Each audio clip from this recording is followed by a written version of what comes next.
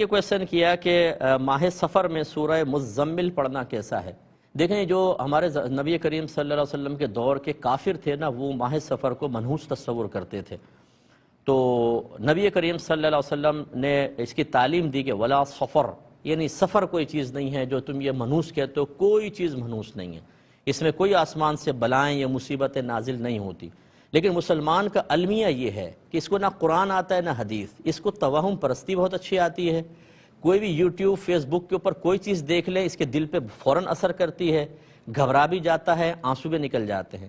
عذاب کی آیات سناؤ، ہنستے ہیں. نماز کے عذاب، بے نمازی کے عذاب سناؤ، قہقہے نکلتے ہیں. جہنم کے عذاب کے تذکرے سناؤ تو غصے میں آ کر منع کر دیتے ہیں. لیکن اس طرح کی بے سروپا باتوں میں ہمارے گھر کی خواتین سورہ مزمل پڑھ رہی ہیں. آٹے کی گولیوں پہ سورہ مزمل پڑھ کے نہر میں ڈالیں.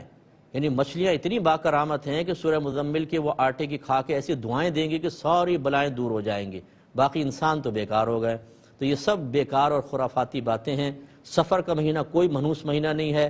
جو ہماری بہنیں کہتی ہیں خالی کا مہینہ ہے، انتہائی جہالت ہے.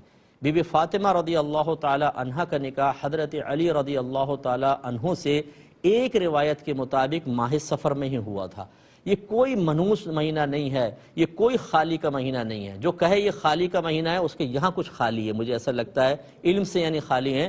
تو یہ بہنیں خدا را آپ اپنے دین کے قریب آئیں. اس نے بات کہہ دی، ہماری دادی نے کہا تھا، نانی نے کہا تھا. دادی نانی کوئی عالمہ نہیں تھی بیچاری، دادی نانی کوئی بہت بڑی مفتیہ نہیں تھیں، دادی نانی کوئی اولیاء نہیں تھی کہ اللہ کی طرف سے الہامات ہو رہے ہوں، ان کو بڑے کامل اور پرفیکٹ الہامات ہوں. ان خرافات کو ختم کریں. سفر کا مہینہ عام مہینوں کی طرح ہے.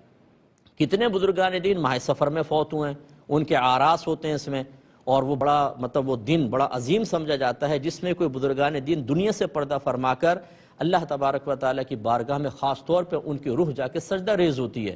یہ منحوس مہینہ ہوتا تو پھر یہ اس طرح کے معاملات کو پھر اچھا کہنا ہی بیکار تھا کہ یہ منحوس مہینہ جس کا اس مہینے میں انتقال ہوا تو معاذ اللہ ثم معاذ اللہ پتہ نہیں اس کے ساتھ کیا ہوگا.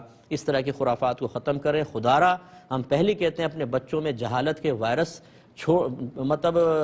سرایت نہ کریں، ان کے درمیانی چھوڑ کر نہ جائیں. وہ اصل دین سے دور ہو کر انہی چیزوں کو بنیاد بنا کر خوف سے کانپتے رہیں گے، اور عذاب کی آیات قرآن سناؤ، حدیث سناؤ، ان کے دل پہ اثر نہیں ہوگا.